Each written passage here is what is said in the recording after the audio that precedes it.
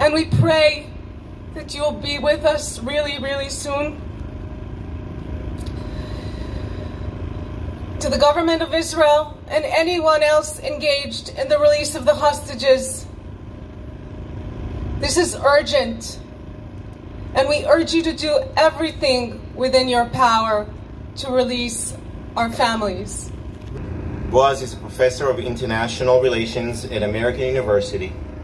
He was born and raised just a few miles from the Gaza Strip and has many members of his family who still live in Otef Aza and were directly impacted by the October 7 attack. Buzz joins us today here to tell his story.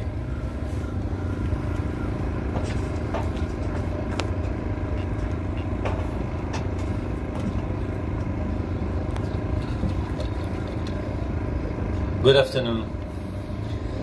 I was born and raised in Kibbutz Zikim, just a few miles from the Gaza Strip, from the Gaza border. My dad still lives there. That is, now he's a refugee, but in regular time he lives there. My wife, Orit, is from a nearby kibbutz in Yad Mordechai. The residents of both of these kibbutzim, fortunately, were able to compel the attack on their communities on October 7. My family in Kibbutz Nir Oz was not that fortunate. They went through hell on that horrible Saturday. My cousin, Atsiلی, and his wife, Liat Benin Atsiלי, are missing. Their house was burned to the ground, but their bodies were not found, and Aviv's phone was geolocated to Gaza. So we assume that they are hostages over there. Aviv is 49 years old. He's a mechanic who fixes tractors and agricultural machinery for the kibbutz. He's also an artist. He paints lovely miniature pictures on small artifacts. Liat is 49 years old as well, and she's a US citizen. She's a history teacher. She's also a Holocaust instructor at Yad Vashem, teaching that horrific story in the history of the Jewish people to the young and the youth in an effort to assure it never happens again. How ironic. Liat and Aviv are together since the age of 18, a wonderful couple. They love to travel together, and we recently met them together with the 3 children in New York last August, which looks such a long time ago. Liat and Aviv raised 3 wonderful children who are now young adults. 2 of them were also in Nir Oz at the time of the attack and somehow managed to survive, each in their own apartment.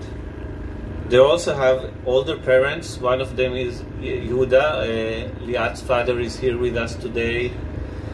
And another is my aunt Talma, who survived the attack on Nir Oz, hiding for 10 hours under her bed in the safety room.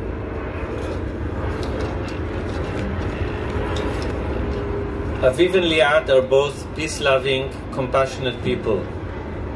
One symbol of what kind of people they are is their dog. They adopted a 3-legged dog with special needs and gave her a loving, warm family. That dog, sadly, was also one of the victims of the attack of October 7th. Neta, Aviv and Liat's son, visited here in DC this week to try to advocate for their release. Neta and his brother and sister are going through hell right now, not knowing whether they will ever see their parents again, not knowing whether they will ever get to hug them again. This is all beyond comprehension. I'm calling on the governments, all the governments and forces involved in this, to prioritize the release of the hostages. There are babies and children. There are grandparents. There are fathers and mothers like Aviv and Liat. I'm not naive. I study international politics. I teach international politics. But we had enough bloodshed. Stop the rockets. Stop the bombing. It only leads to more bloodshed. and start to look for a solution that will allow both Israelis and Palestinian families to live their life peacefully. And bring us back, Aviv and Liat, bring all of them back home now, please.